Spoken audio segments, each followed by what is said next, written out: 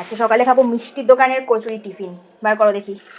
মিষ্টির দোকানের কচুরিটায় তরকারিটা ওই ডাল দেয়, ওটাই আমার ভালো লাগে না। ডালই দিয়েছে না আমার এটাতে?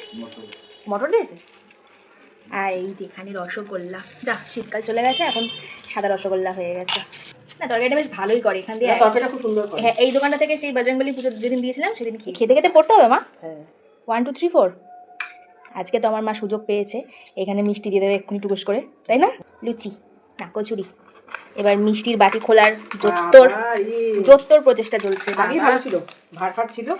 বাবা কোন যুগে ভার চলে গেছে, তুমি এখন ভার এই রে, এটা কিন্তু চলো এবারে খাই। আমি একই ডালু দিদি, চলো এবার খাই।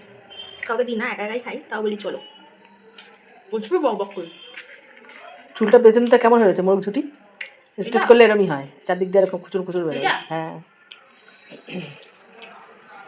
না এক্ষুনি রসগোল্লাতে তরকারি লেগে যাবে।